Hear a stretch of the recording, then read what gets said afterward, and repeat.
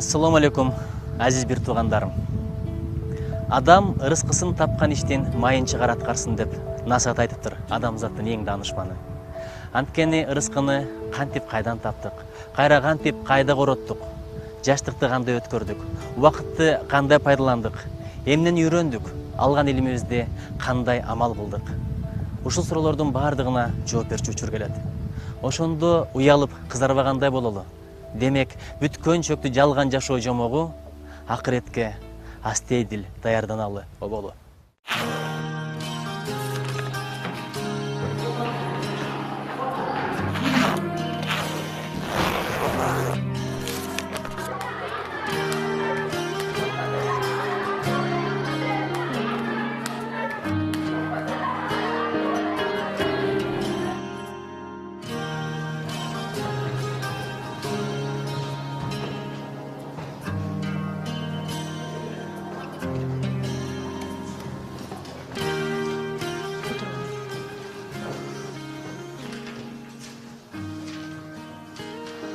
Кандайсыңар?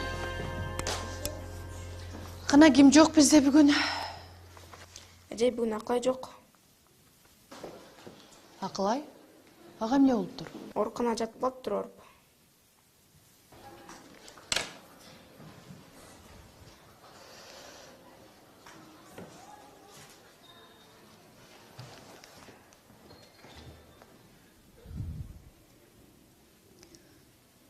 Алло?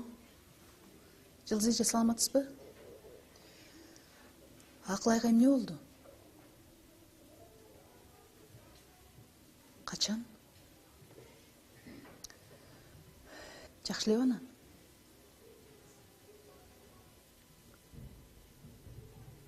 Кайсы ооруканадасыңар?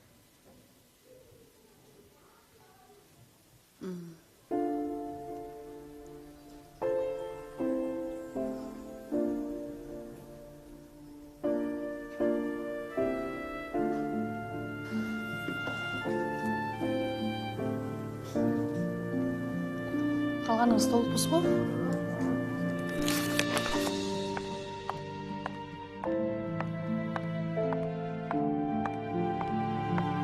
Саламатсызбы? Бул жакка кол коюп коесузбу? Рахмат.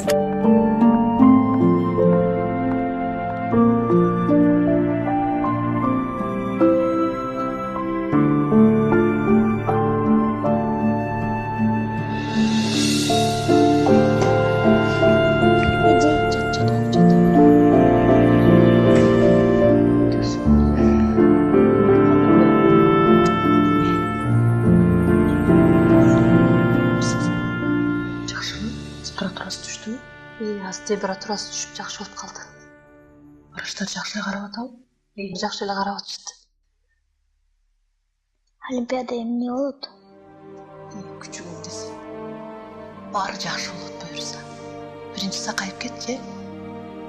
Анан Олимпиадага барасың.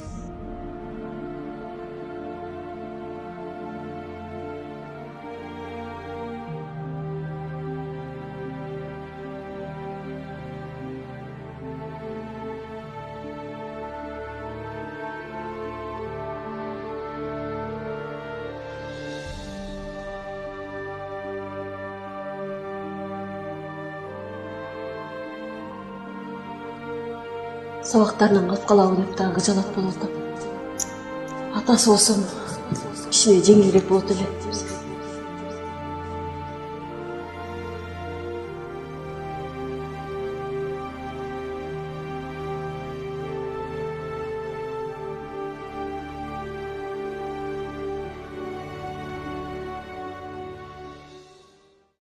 У тебя берут и что-то покупают. Ну да.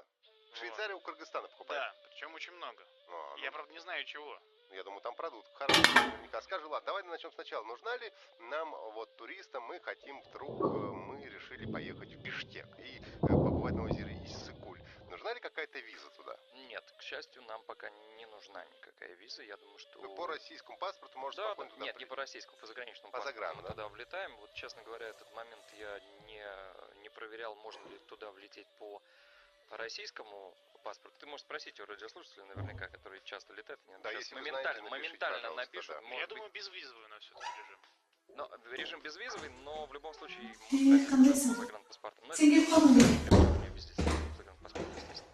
Нет, паспорт не нужен. Очень Кем удобно надо? соотношение валютного курса. Доска?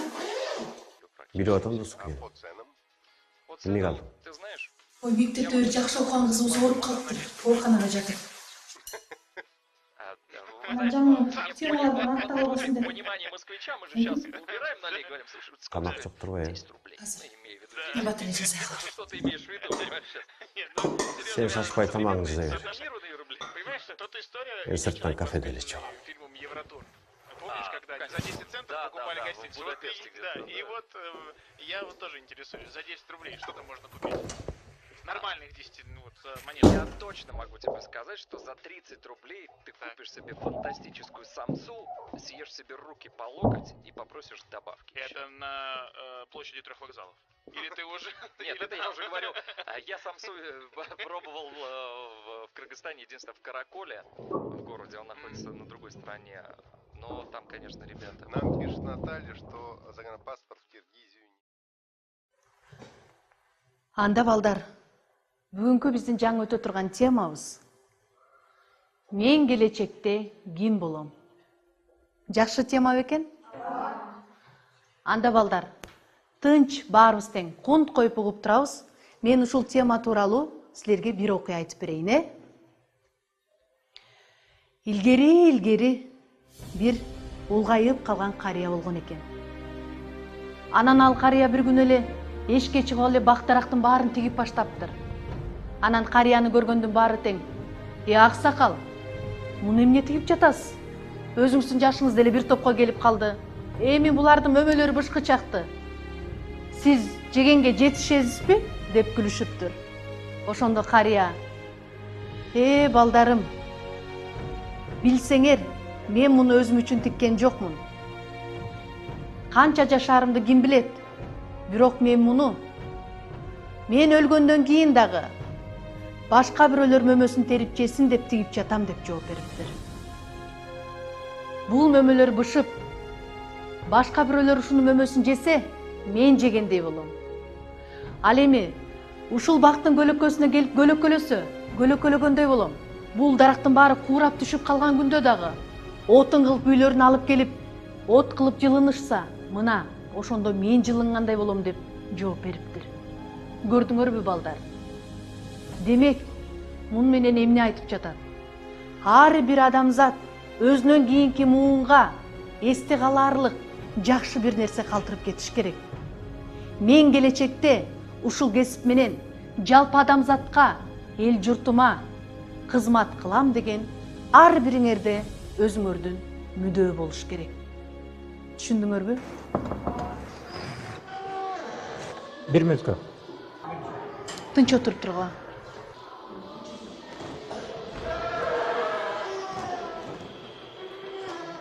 Угуп жатам агай. Кечиресиз, сабагыңызды бөлүп койгон үчүн.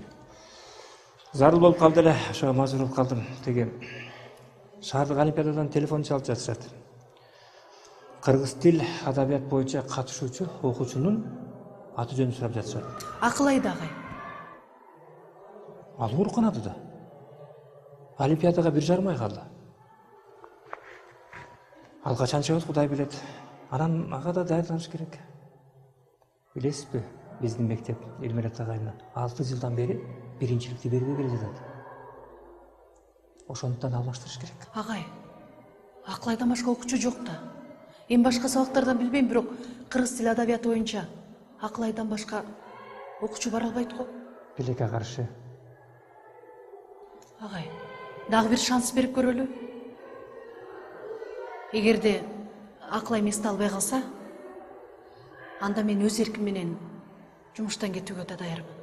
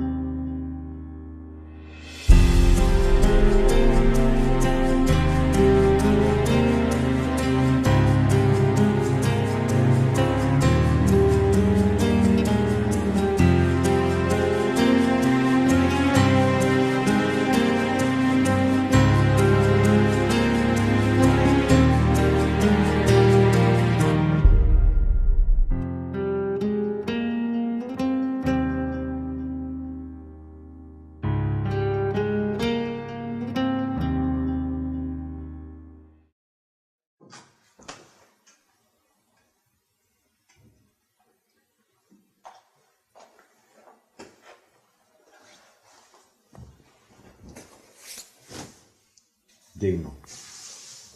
Қаншаға чейін созылады? Буйрса Акылай айығып қалды. Жақында Олимпиадаға барады. Ошол бір қыздың арқасы. Жүре бересің бе? Үйге келсін де тамақ жоқ. Düşünüyorum, мен бирок.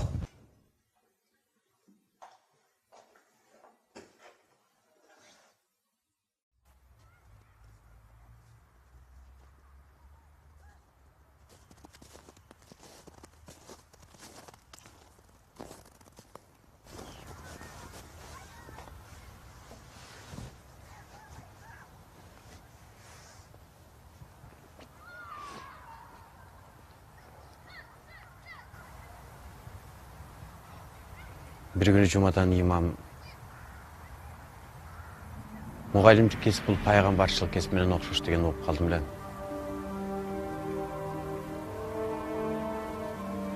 Сенің қызматыңдай қызмат. Мені кешіріп қоя алдың.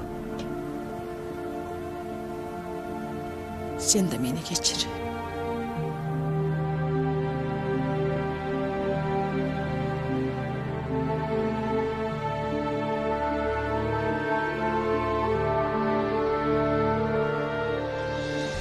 Олимпиаданын жыйынтыгы боюнча кыргыз тили жана адабияты сабагы боюнча 3-орунду Токтогул атындагы орто мектебинин окуучусу Анарбек кызы Үмүт сыйланат.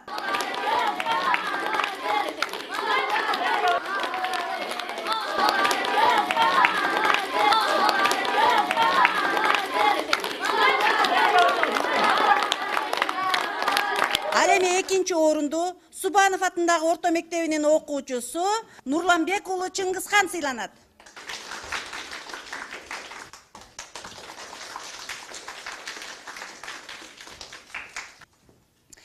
Ал эми 1-орунду багындырган бүгүнкү Олимпиаданын жеңүүчүсү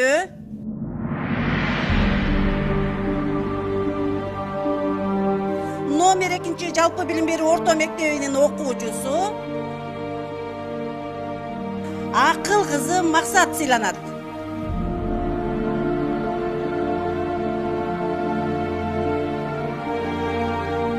Кечиресиздер, Акыл кызы Максат жокпу?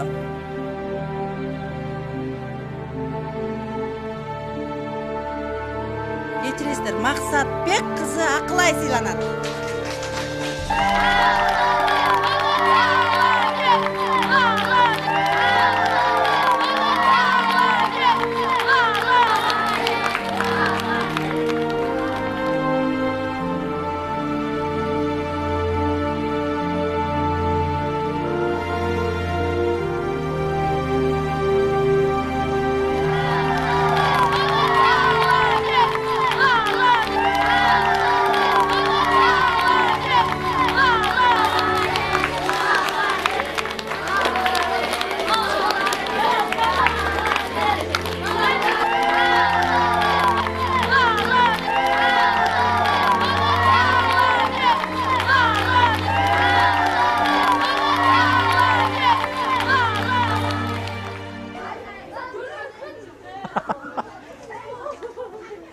Gel kızım. Gel жақсы.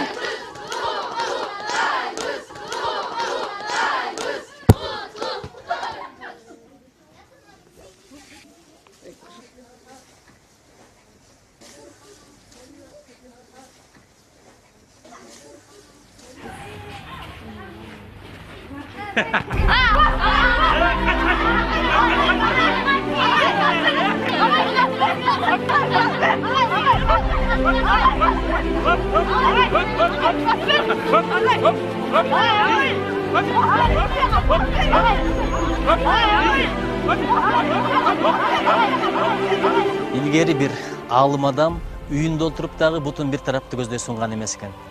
Көрсө ошол тарапта анын устаты мугалими жашаш экен. Азирет аалы, эгерде кимдир бирөө мага бир нерсе үйрөтсө, мени каалагандай пайдалансын. Кааласа базарга алып чыгып сатып жиберсин. Каршылык көрсөтпөйм деген экен. Мугалим устаттардын бизде акысы ошончолук. Алар бизге бир эле нерсе эмес, сансыз нерселерди үйрөттү. Биз деп канча малын, жанын, убактысын, эпкинин сарптады.